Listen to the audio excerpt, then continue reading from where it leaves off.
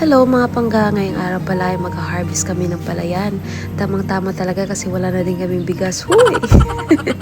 Ganito ang buhay namin dito sa probinsya mga pangga. Pag masipag kang magtanim, syempre may aanihin. Nakikita mo naman, di ba? Nakikita mo naman, di kailangan magsalita pa, nakikita mo na yan. Di ba?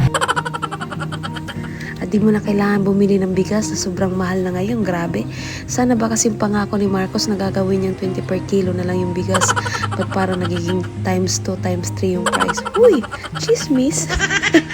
Ang tanong, nagsisisi na ba ang all? Uy! Kami sa dalit ko man nag-harvest. Sa Dalet, sa Parang. Ito, sa Parang. Sa parang guys. Sa Parang. Parang may something. Akong papa. Daog na. Hi pa. Dahil tanghalian na din ay pinapahinto na muna ni Papa ang mga harvester at nang makakain. Ay tamang-tama lang talaga sinaing namin sa kanila, 2 malalaking kaldero, walang labis, walang kulang. At heto na nga ang mga kaganapan sa aming munting tahanan.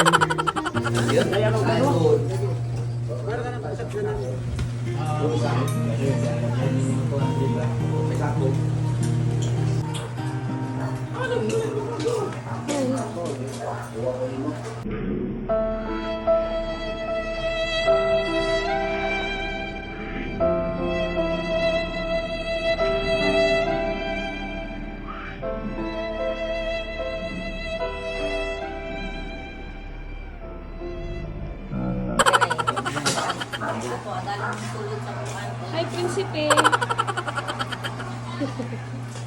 A few minutes later.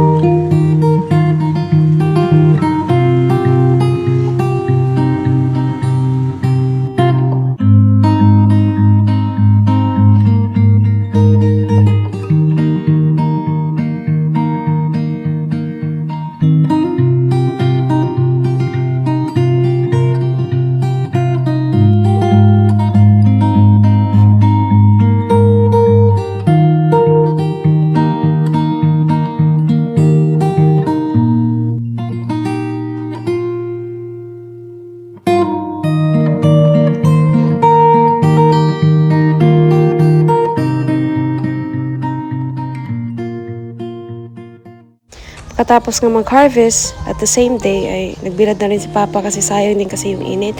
Maulan kasi sa lugar namin kaya sinusulit namin yung init habang hindi pa maulan. Pa, nakailang sako pa? Pa? Ang harvest? Nakailang sako? Pila na harvest? 32? 32 and a half. Tapos bawasan pa sa ano, nag-harvest, sa tubig.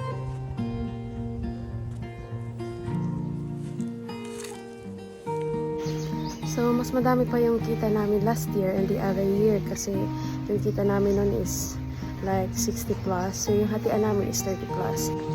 Yun nga guys, 32 and a half sacks lang yung na-harvest namin today gawa ng maraming insect. Yung tinatawag namin sa Bisaya na steam board. Di ko alam kung ano tawag din sa Tagalog. Kung alam niyo naman guys, paki-comment namin sa comment section below.